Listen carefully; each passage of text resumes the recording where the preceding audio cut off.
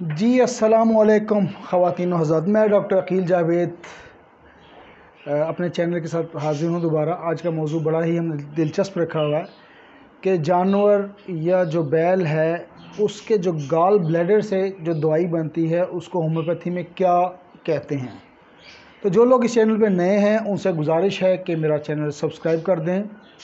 Video اگر آپ کو پسند آئے تو لائک کیجئے گا، نہ پسند آئے تو کامنٹ کیجئے گا، کھل کے کیجئے گا، شیئر کیجئے گا اور بیل آئیکن کو دبا دیجئے گا۔ تو میں ڈاکٹر عقیل جاوید آتے ہیں موضوع کی طرف کہ گال بلیڈر، جانور کے گال بلیڈر سے کون سی ہومیوپیتھک میڈیسن بنتی ہے۔ اس کا نام آف کورس میں آپ کو بتاؤں گا، ضرور بتاؤں گا۔ دوائی سٹارٹ کرنے سے پہلے تھوڑی سی اس کی سمٹمز کی طرف دیکھ لیتے ہیں۔ اس میڈیسن کا فائدہ یہ ہے کہ جو آپ کی یہ سیکریشنز ہیں مختلف قسم کی، مطلب اس میں اضافہ کرتی ہے، یعنی کہ جو بائل ہے اس کو بڑھاتی ہے تاکہ ڈائجیشن کا عمل زیادہ اچھی طرح ہو سکے۔ اور اس میڈیسن کے پیشنٹ کو ڈائجیشن کا ایشو ہمیشہ رہتا ہے۔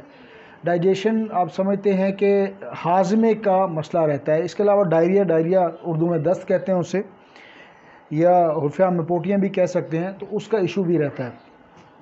تو یہ، اور اس کے علاوہ پین ہوتی ہے، جو نیپ آف نیک ہے یہاں پہ جو گردن ہے اس میں پین بھی ضرور محسوس ہوتی ہے۔ اس کے علاوہ اس کے پیشنٹ کو ٹینڈنسی ٹو سلیپ ہوتی ہے، اور کب ہوتی ہے؟ جب وہ کھانا کھا لیتا ہے۔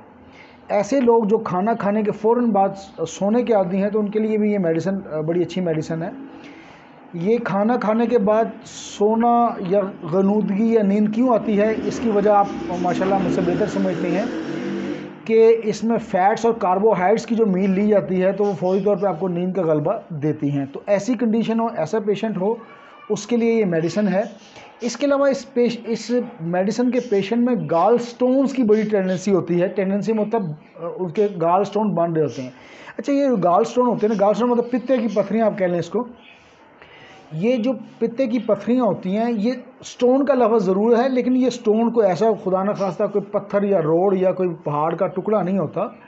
یہ کولیسٹرول سے بنے ہوئے ڈپازٹس ہوتے ہیں۔ کولیسٹرول جب زیادہ تعداد میں ہوں تو وہ ڈپازٹ بن کے گال بلیڈر میں یا پتا میں سٹور ہوتے ہیں، اس کی وہ چھوٹی چھوٹی سی گٹھلیاں بنتی ہیں، اس کو ہم گال سٹون کا نام دیتے ہیں۔ اس کے علاوہ بلوبرین کی ڈپازٹ بھی ہو سکتی ہے۔ بلوبرین آپ کو پتہ ہے کہ جگر اس کو بناتا ہے، اور یہ یلو رنگ کا ایک پگمنٹ یا کلر ہوتا ہے، وہ جگر میں بنتا ہے۔ اگر اس کی بھی زیادتی ہو تو گال سٹونز کا وہ باعث ہو سکتا ہے۔ تو اب آتے ہیں جی، تجسس ختم کرتے ہیں۔ جو میڈیسن آپ کی اسکرین پر، اس کا نام ہے فیلٹاوری۔